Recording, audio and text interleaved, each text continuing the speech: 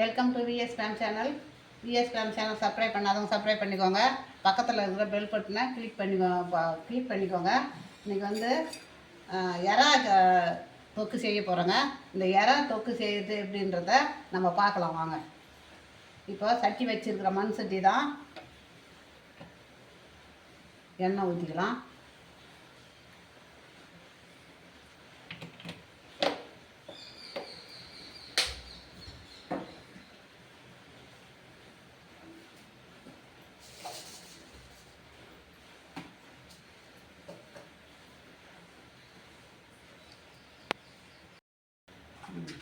எண்ணெய் காய்ஞ்சிருக்குங்க.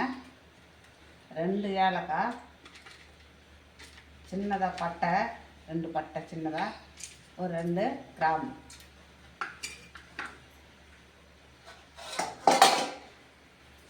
இப்போ ஜீரகம், ஒரு 1/2 ஸ்பூனு ஜீரகம், ஒரு 1/2 ஸ்பூனு சோம்பு, பெரிய ஜீரகம் சொல்லுவோம் அது சோம்பு.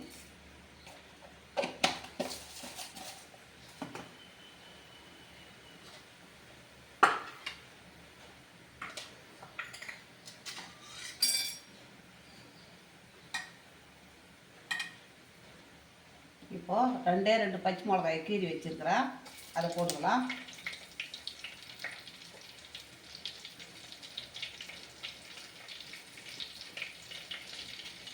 இப்போ வெங்காயம், பெரிய வெங்காயம் 2 அரிஞ்சு வச்சுருக்குறேங்க, பொடியாக அரிஞ்சு வச்சுருக்குறேன்.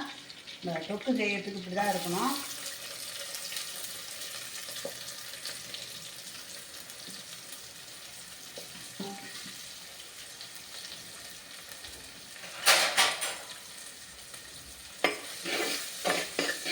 வெங்காயம் கொஞ்சம் நல்லா வதங்கணுங்க.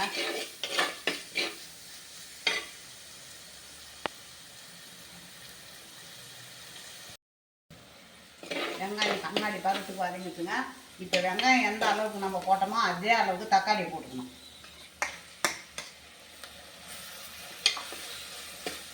தக்காளி போட்டுக்கலாம். இப்போ மஞ்சத்தூள், ஒரு 1/2 ஸ்பூன் மஞ்சத்தூள்,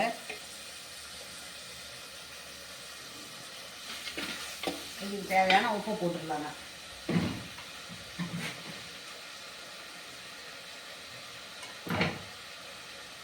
தொக்கு எப்படி வைக்க போகிறோமோ அதுக்கு தகுந்த உப்பு.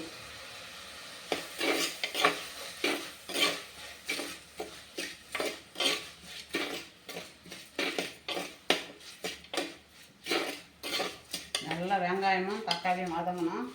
இப்போ நம்ம இஞ்சி பூண்டு விழுதுங்க, இதை போட்டுக்கலாம். இஞ்சி பூண்டு விழுதை போட்டுக்கலாம்.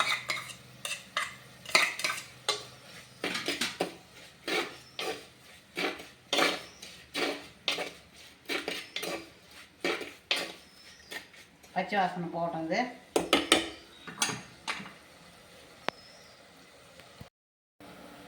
சில்லி பவுடர் போட்டுக்கலாங்க.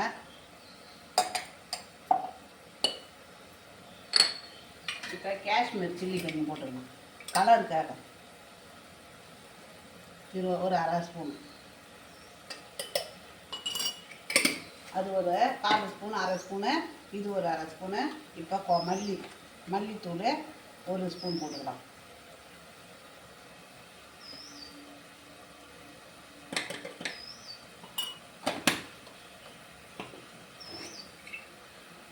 இன்னும் கொஞ்சம் காஷ்மீர் சில்லி போட்டுக்கலாம். இப்போ ஒரு 1/4 ஸ்பூனு கரம் மசாலா,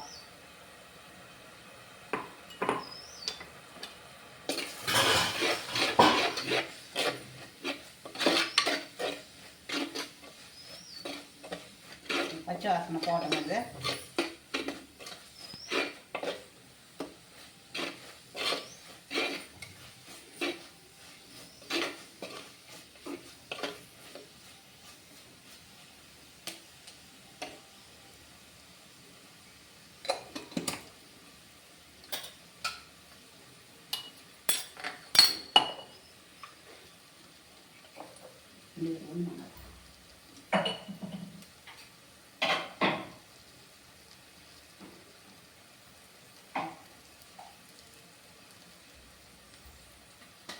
இப்போ நான் முருங்கைக்காய் 2 காய் வச்சுருக்கிறேன், அதையும் போட்டுக்கலாம். அது அப்புறம் போட்டுக்கலாம். இப்போ 1/2 கிலோ எறா வாங்கி க்ளீன் பண்ணி வச்சுருக்கிறேன், அதை போட்டுக்கணும். இப்போ பச்சை வாசனை போயிட்டு நம்ம இறாவை போட்டுக்கலாம்.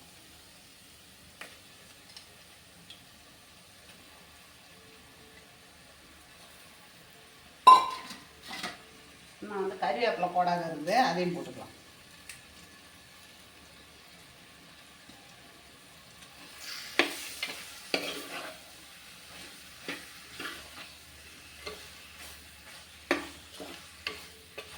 இறா வதங்க தண்ணி விட்டுக்குங்க, வதங்கட்டும்.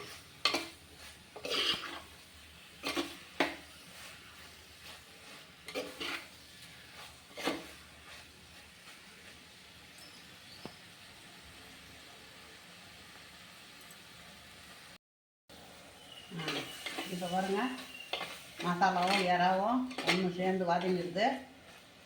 இப்போ நம்ம வெந்நீர் வச்சுருக்குறோம் பாருங்க. இப்போ அந்த சுடு தண்ணி தான் எடுத்து நம்ம ஊற்றிக்க போகிறோம். பச்சை தண்ணி ஊற்றக்கூடாதுங்க. நமக்கு தேவையான கிரேவிக்கு தகுந்தது ஊற்றிக்கலாம்.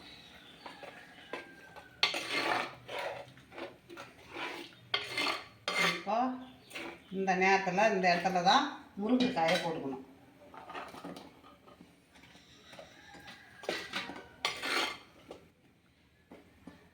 அப்படியே கொதிக்கிட்டுங்க. இப்போ அப்படியே மூடிடுறேன். கொதிச்ச பிறகு பார்க்கலாம். கிரேவி ரெடி ஆகிடுச்சுங்க. இறா கிரேவி ரெடி ஆகிடுச்சு. இப்போ நம்ம ஃபைனலாக மல்லி தழையை போட்டுக்கலாம்.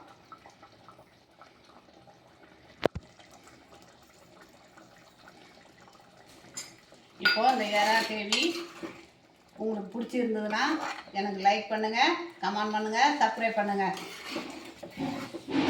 அவ்வளோதான், முடிஞ்சு போச்சுங்க.